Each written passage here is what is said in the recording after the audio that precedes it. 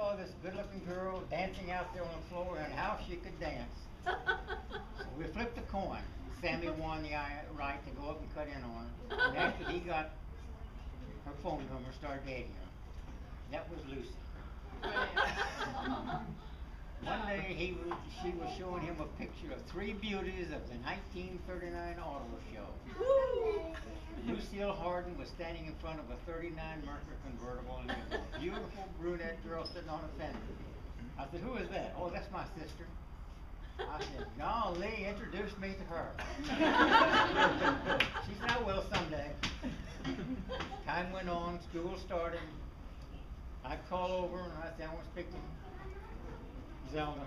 Well, she's not here, she's tied up, she's doing something. Anyway, I was a sports editor for the Lamar paper, so I said, I'm going over to San Jacinto High School and interview the coach over there. Said, okay, you can go, which gave me a hall pass. You couldn't walk the halls in those days without having a pass. Yeah.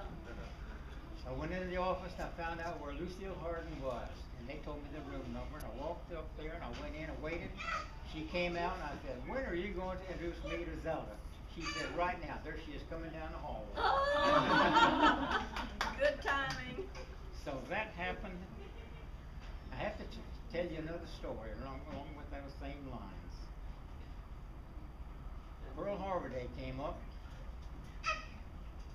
December 7th. I enlisted in the cadets to be an Army pilot. They accepted me and I went to Chickasha, Oklahoma. I became an upperclassman and they wouldn't let cadets get married when I first went in, but they rescinded that order. Upperclassmen cadets get married. So I called Zilla and said, come up to my dance. So she came up to my senior dance. And my instructor, Charles Calder, says, where's she going to stay? I said, in a hotel. And he said, no, she's going to stay with us. So that made it fine for Zelda and myself. Saturday came up.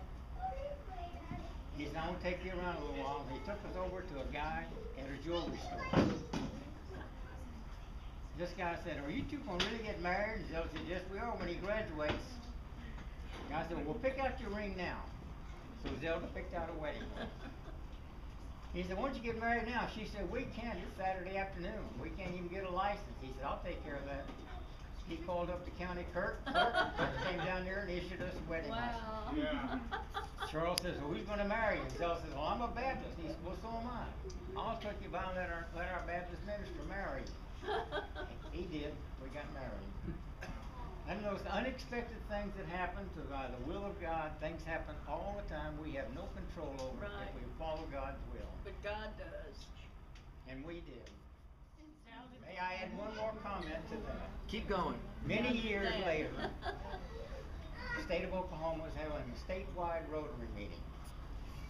So as a Rotarian, we attended this, and there was a group sitting over in the corner. Zell said, let's go and sit down. We went over there and started introducing herself. She said, who are you? What are you doing? This guy said, I'm from Chickasha, Oklahoma. And Zell said, well, that's where we got married. She told him the story. This guy jumped up and said, I don't believe it. That jeweler was my daddy. We thought he was lying to us the whole time. But he wasn't. So he worked out again. So that's how things work. But I do thank you all for listening to that story of my life. First time I've heard it, Arthur. Well, I figure a lot of you hadn't heard that. Oh, when it finishes, You reminded me. We came home, 1945, end of it, and took over 46. We were trying to buy a home. They said, you don't have any credit. We can't give you credit for a home. We found a house, and Jill said, would you take cash? She just wrote a check for the house. Wow. And they just capitulated, and they had not surrendered formally. Up comes a major general. He said he wanted to go to Oslo, Norway to see his aunt, who was a Swede girl, Swedish. So I said, okay. My CO said, Arthur, you're going to fly with us? I said, okay. We were flying up the fjord, and we saw this troop ship going up there. We landed in Oslo.